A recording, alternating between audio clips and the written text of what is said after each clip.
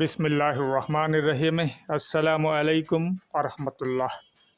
Joint stock থেকে যদি private limited company করতে চান তাহলে কি কি তথ্যের প্রয়োজন হয় সেগুলো হলো, 1 নম্বরে কোম্পানির নাম, সেটা অবশ্যই চেক করে দেখতে হবে নামটি খালি আছে কিনা। 2 নম্বরে কোম্পানির অ্যাড্রেস, কোম্পানি নিবন্ধনের জন্য অবশ্যই একটা রেজিস্টার্ড অ্যাড্রেসের প্রয়োজন। 3 নম্বরে কমপক্ষে 2 জন ডিরেক্টর বা পরিচালক লাগবে। 4 নম্বরে অথরাইজড ক্যাপিটাল, কোম্পানিতে একটি অথরাইজড ক্যাপিটাল শো করতে হবে, সেটি নির্দিষ্ট করতে হবে। 5 নম্বরে নেচার অফ বিজনেস, কি কি ব্যবসা করবেন সেগুলো আপনাকে নির্দিষ্ট করে বলতে হবে। পার্সোনাল ইনফরমেশন কি কি দরকার হবে 2 জন ডিরেক্টরের, সেগুলো হচ্ছে 1 নম্বরে এনআইডি কার্ড অথবা ভ্যালিড পাসপোর্ট নাম্বার, দুটার যে কোনো একটা হলেই চলবে।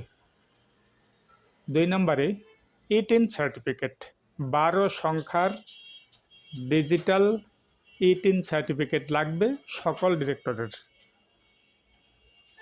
3 নম্বরে প্রত্যেক ডিরেক্টরের একটি অ্যাক্টিভ সচল মোবাইল নাম্বার লাগবে। 4 নম্বরে ইমেল অ্যাড্রেস, এটি সবার না থাকলেও চলবে, যার আছে সেগুলো দিয়ে দিলেই হবে।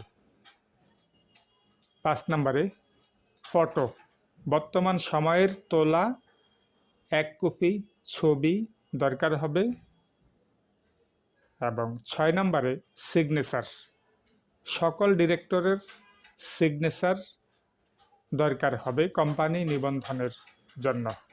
এই তথ্যগুলো পাওয়ার পর আপনাকে কোম্পানি আইন 1994 অনুসরণ করে একটি যুগোপযোগী মেমোরেন্ডাম অফ অ্যাসোসিয়েশন এবং আর্টিকেল অফ অ্যাসোসিয়েশনের সমন্বয়ে একটি গঠনতন্ত্র তৈরি করতে হবে।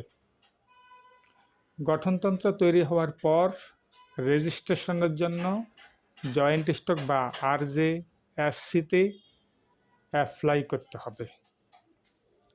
অ্যাপ্লাই করার পর আপনাকে জয়েন্ট স্টক বা RJSC-তে যেতে হবে এবং সেখানে ডিলিং অফিসার, এক্সামিনার এবং অ্যাসিস্ট্যান্ট রেজিস্ট্রার এই 3 জন ফাইল চেক করে তারপর সেটার চূড়ান্ত অনুমোদন দিবে এবং আপনার কোম্পানিটি নিবন্ধন হবে।